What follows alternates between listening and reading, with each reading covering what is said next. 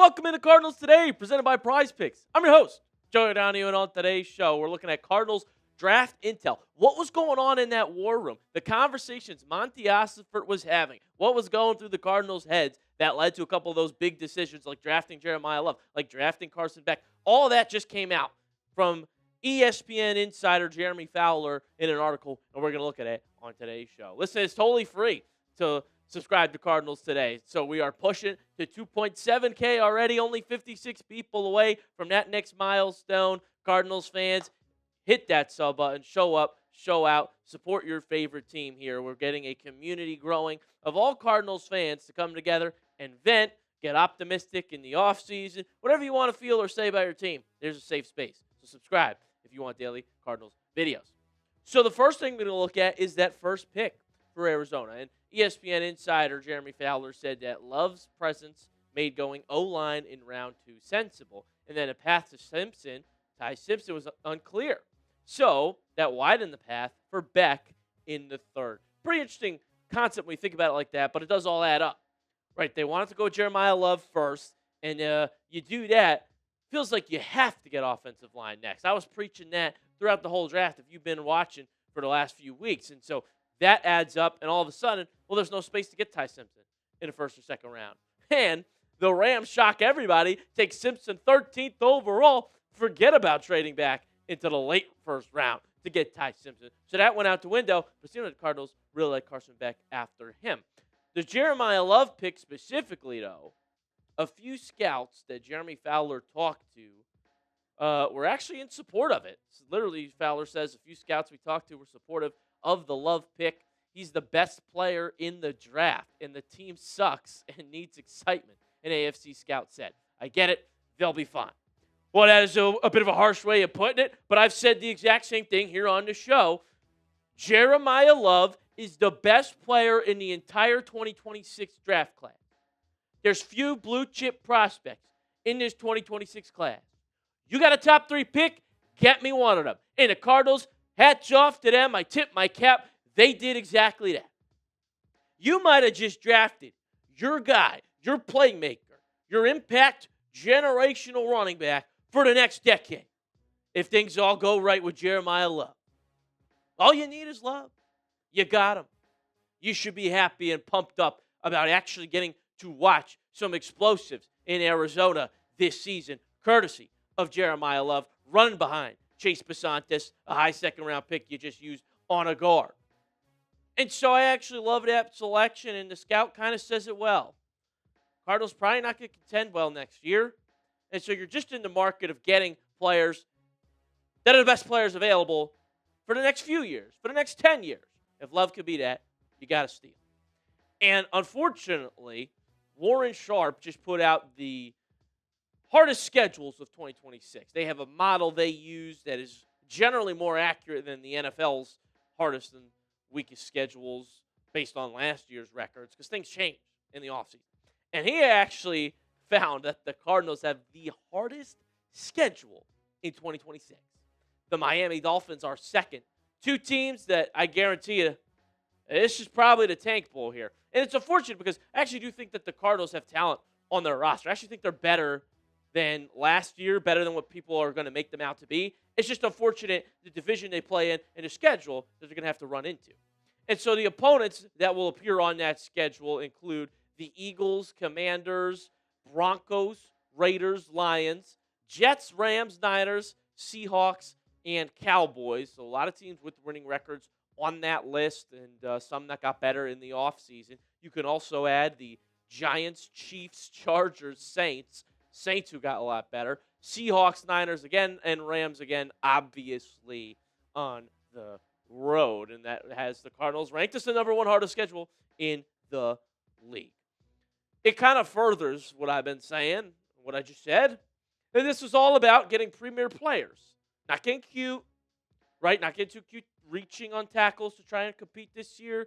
Listen, it's going to be difficult to compete this year. So I'd rather just take the best dang player so that you are contending next year, you have a player you can trust, and that's Jeremiyah Love. Guys, I got plenty more to tell you about on today's show. But first, let's give a special shout-out to our awesome sponsor, and that is our friends over at Prize Picks. It's the place to go if you love daily fantasy sports. Player picks are on fire right now with playoff basketball. Getting going. There's no better place to cash in while watching sports than Prize Picks. You guys can follow me on the app and see all of my lineups at JoeyOD1. Get the picks before they're even posted here on the show. You can also follow your friends, share lineups with each other, and explore your favorite celebrity lineups. I got a lineup cooking for tonight. It features Joel Embiid, more than 41.5 points, rebounds, and assists. Embiid looks healthy again. I mean, he just had 34, 12, and 6 in a Game 7 against Boston. There's also history with New York and Embiid. I think he's going to embrace that rowdy crowd, try to be the villain, and I like him to have more here. Also going to go Naz Reid, more than 1.5 three-pointers made, and Victor Wembanyama, more than 3.5 blocked shots. That's right, Wemby, the alien, the 7-footer who hits step-back threes, and it could be a Defensive Player of the Year candidate. I got him. Go for the more on blocks. Guys, the app's so easy to use. You just pick more or less on a few player stats and lock in your lineup. If you're a new user, we got an offer. Download the Prize Picks app today and use code HMA to get $50 in lineups when you play your first $5 lineup. The link is in the comment section and description of today's video. And that is code HMA to get $50 in lineups after you play your first $5 lineup. Prize Picks, it's good to be right. And as I started to say, you try to get cute, Maui Noah would have been the pick at 3. Well, Maui Noah didn't end up getting drafted until pick 10. Just barely cracked the top 10. That's not good value for a top 3 pick. Also, the back injury concerns me about Maui Noah. The clear-cut pick without a trade-down partner was Jeremiyah Love, is Jeremiyah Love, and I'm dang glad the Cardinals figured that out. What do you think, Cardinals fans? In the comment section, are you glad that the Cardinals drafted Love? Type Y for yes, type N for no. Get a letter down below to let me know what you think about the Cardinals taking Love with the 3rd pick in the draft. Some more insight on that is Mike LaFleur responds to the fact that, well, that running back room's pretty crowded, and he said, I'll never be upset with having too many good NFL players at a position. It's true. Why is that a problem? You've got Jeremiyah Love as the number 1 running back on your roster right now. He's going to be an absolute playmaking explosive stud. You've got Tyler Algier, who's a very solid running back as well. That's not a bad thing. It's not. Now, maybe you try to trade Trey Benson. I do think that Trey Benson is on the chopping block here, the trade block more specifically. But it's not necessarily an issue. I wouldn't overthink taking the best player because you have multiple running backs. And Tyler Algier is not the savior of your running back room. I'm glad Jeremiyah Love is in there. It looks a lot better. So what happened with the Carson Beck pick, though? That's the next intel that we have here from ESPN. How did we get to that pick at 65 that a lot of folks label a reach here in the media industry? Well, Fowler said a Cardinals source on what the franchise likes from 3rd-round quarterback Carson Beck of Miami. Size, winner, natural thrower, been through some stuff. The Cardinals believe that Beck's struggles at Georgia and successful transition to Miami showed his resilience. While many around the league pegged Arizona as a Ty Simpson suitor, and the Cardinals liked him, they were also heavily scouting Beck, whose first top 30 visit was to the desert. Well, the first part of that is definitely the traits that Mike LaFleur said he likes. He said he likes a big quarterback who's a natural thrower and can stand in the pocket. And I guess that's what they saw in Carson Beck. But I got to be honest, it kind of sounded sane when you make that your rationale, because the other part of it was they liked how he struggled at Georgia and then went to Miami and did better. They game planned in spite of Carson Beck at Miami. Just get the ball out quick. Let the playmakers do the work. Malachi Tony, one of the best receivers in college football. Run game was cooking. Fletcher would have been drafted pretty high in this class if he declared. Defense, O-line, incredible at Miami. It sounds like not good justification, to be honest, to take Beck that high. And the bottom line, I don't think Beck is better than Brissett. I think if you're just going to go with that style of quarterback, Brissett's a better player. Now, there's obviously the caveat that Brissett might not want to play for you next year. Apparently, he's holding out at age 33. Well, he's been a career backup. Okay. Well, then Beck would start. But now we're talking about a bridge quarterback here. Let's be honest.